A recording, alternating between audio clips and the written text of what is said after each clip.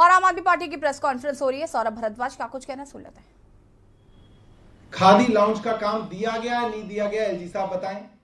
उन्होंने बोल दिया गया, ये बात मान ली उन्होंने। अब हमने उनसे पूछा कि किस नियम और प्रक्रिया के तहत दिया, क्या प्रोसीजर फॉलो हुआ, वो एलजी साहब बताएं। भाई एलजी साहब की जो 3 महीने से दिल्ली सरकार से लड़ाई है वो प्रोसीजर की तो है कि भाई ये प्रोसीजर फॉलो नहीं हुआ, ये फॉलो नहीं हुआ, इसने साइन नहीं किया, ये कैबिनेट नहीं गया, ये नहीं गया, वो नहीं गया। हम भी तो एलजी साहब से पूछ रहे हैं, भाई आपने अपनी बेटी को काम दिया, उसके अंदर कोई तो प्रोसीजर फॉलो किया होगा, वो एलजी साहब बता दें। अब एलजी साहब तो डरा धमका रहे हैं विधायकों को, कह रहे हैं कि मैं मानहानि का मुकदमा करूंगा, मैं ये करूंगा, मैं वो करूंगा।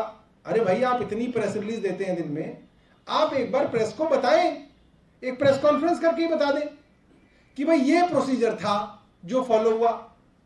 एलजी साहब को दिक्कत है खादी ग्राम उद्योग से प्रेस कॉन्फ्रेंस करवा दें, वो तो उन्हीं का केंद्र सरकार का महकमा है, वो प्रेस कॉन्फ्रेंस करके बता दे कि भाई ये था, इस दिन एडवर्टाइजमेंट निकली, इस दिन इतने एप्लीकेंट्स ने अपना नाम दिया, हमने उनके इंटरव्यू लिए, उनका टेस्ट लिया या उनका पोर्टफोलियो देखा, उसके अंदर से हमने कहा कि एलजी साहब की बेटी को चुन लिया और इस तरह से हमने उनको दे दिया। तो बड़ा आसान है।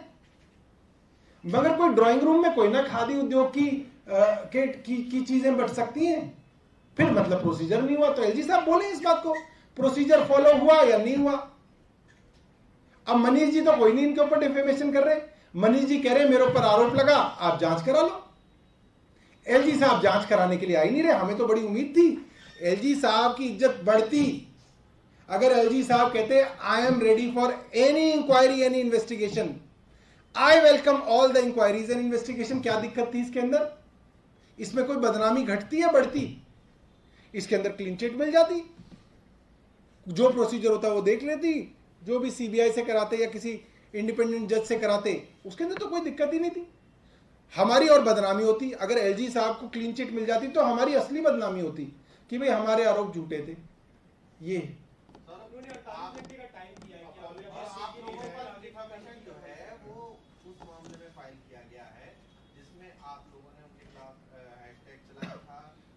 नहीं, मतलब बेटी वाला मान लेते हैं कि कोई प्रोसीजर फॉलो नहीं हुआ, माना है उन्होंने। उसी मामले में लेकिन उन्होंने आपत्ति जताई कि एलजी चोर है, मतलब जो हैंडशेक का